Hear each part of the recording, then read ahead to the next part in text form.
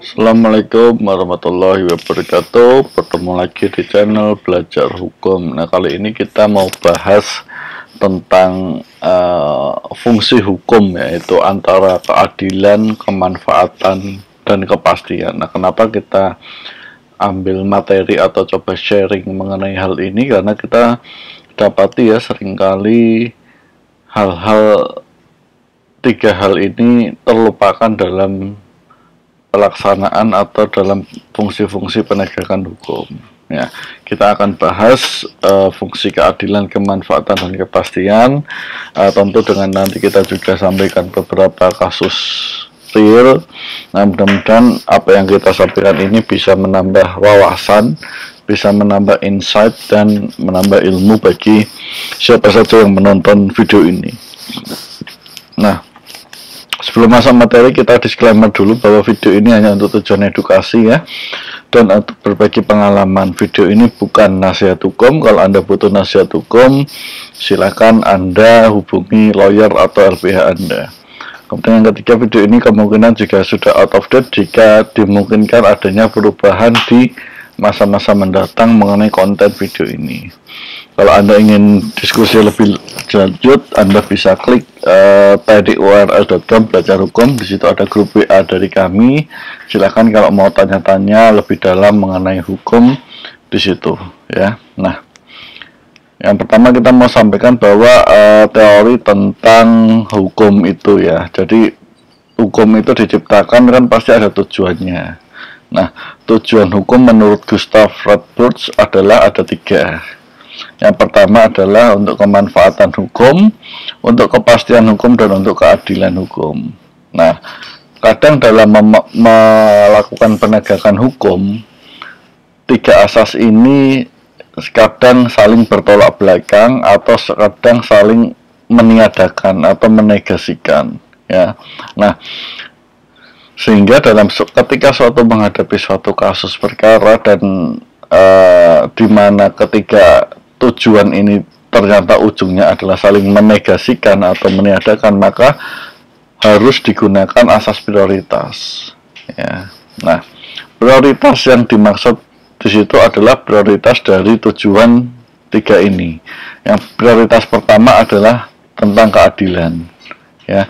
Tentu tujuan hukum, penegakan hukum, prioritas utamanya adalah memberikan rasa keadilan. Rasa keadilan bagi siapa? Tentu saja bagi pihak yang sedang mengalami kasus, itu yang pertama. Dan yang kedua adalah masyarakat secara luas. Karena masyarakat secara luas bisa melihat, mendengar, maupun membaca berita ataupun permasalahan hukum yang ada. Kemudian ketika diputuskan, akan muncul sense of justice ya, artinya rasa keadilan di masyarakat itu akan muncul, apakah hukuman itu layak atau tidak. Nah, kadang seperti itu ya. Nah, kemudian asas yang kedua adalah asas kemanfaatan. Tentu ketika asas keadilan di prioritas utama, prioritas kedua adalah asas kemanfaatan ini. Jadi hukum ini harus benar-benar ketika ditegakkan bermanfaat bagi masyarakat ya, bermanfaat bagi masyarakat. Kemudian yang ketiga adalah asas kepastian. Nah, kepastian ini tentu saja ini sudah sering disampaikan ya, bahwa yang bersalah harus pasti dihukum dan seterusnya dan seterusnya. Kemudian sistemnya harus seperti apa, ada undang-undangnya, ada aturan mainnya, dan sebagainya. Nah, kita mau coba masuk ke salah satu kasus, di mana kasus ini kadang tadi yang saya sampaikan, tiga tujuan hukum ini saling menegasikan ya. Kasus yang pertama saya coba ambil, saya tidak akan ungkap secara spesifik, tapi saya hanya gunakan bahasa secara umum, yaitu adalah seorang nenek pengambil kayu bakar di lingkungan PT X, atau mungkin bukan pengambil kayu bakar, pengambil buah katakanlah di lingkungan perkebunan PT X ya. Kadang nenek atau orang tua ngambil buah di kasus itu, mengambil buah tanpa pengetahuan dia, hanya untuk memenuhi kebutuhan dia sehari-hari, atau ngambil kayu bakar hanya untuk kebutuhan dia sehari-hari. Kadang dia nggak tahu bahwa buah yang diambil atau kayu yang diambil itu merupakan buah atau kayu yang milik suatu perusahaan perkebunan yang besar, ya. Nah, apa yang dilakukan nenek itu apakah bersalah? Ya, bersalah. Apakah perlu diberikan hukuman? Ya, jadi kalau pertanyaannya kan muncul seperti itu. Nah, sekarang kalau kita pakai asas kepastian hukum, artinya hanya melihat letterlek dari apa peraturan itu atau hukum atau undang-undang atau aturan pelaksana undang-undang itu ditulis, maka kita akan terbutakan oleh kasus-kasus seperti ini, ya. Jelas deliknya pencurian dia karena mengambil tanpa izin, dipekarakan rumah orang atau menjadi di daerah milik orang lain, ya. Jelas sengaja mengambil karena dia melihat ada di situ, dia ambil. Jadi hukumannya pencurian, ya jelas. Itu kalau kita melihat dari sisi kepastian saja bahwa dia bersalah, ya dihukum, ya. Cuman kan kita harus melihat latar belakangnya, sistem atau lingkungan sosial budaya yang ada di situ, ya.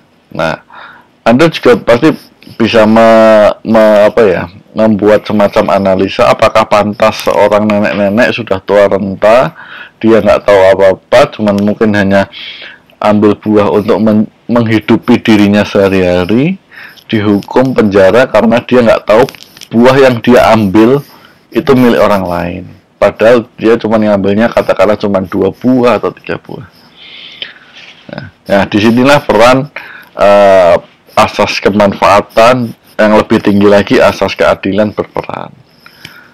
Atau kasus lain lagi kita coba saksikan adalah baru-baru ini, ya, mungkin beberapa bulan yang lalu, seorang istri yang marah-marah kepada suami karena suaminya pulang dalam kondisi mabuk. Nah, kemudian si istri dilaporkan oleh suami ke polisi karena telah melakukan KDRT secara verbal, bahkan sampai menjadi terdakwa, meskipun ujungnya dibebaskan, ya. Nah, ini tentu akan mengusik rasa keadilan dari masyarakat.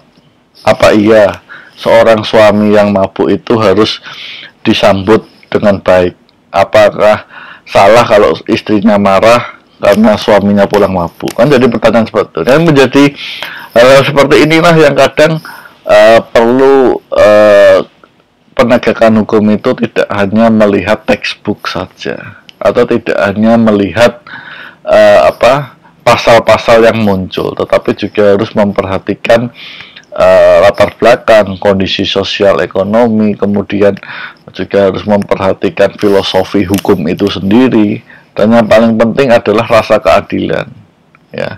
Nah, saya pikir 2 contoh ini cukup bisa menggambarkan prioritas utama hukum dalam penegakan hukum. Mudah-mudahan apa yang saya sampaikan bisa memberikan tambahan manfaat, tambahan ilmu, atau setidaknya tambahan insight dari salah satu cara berpikir. Jika ada hal yang kurang, saya mohon maaf. Tidak ada maksud yang lain. Kurang lebihnya saya mohon maaf. Sekali lagi, terima kasih sudah menonton. Assalamualaikum warahmatullahi wabarakatuh.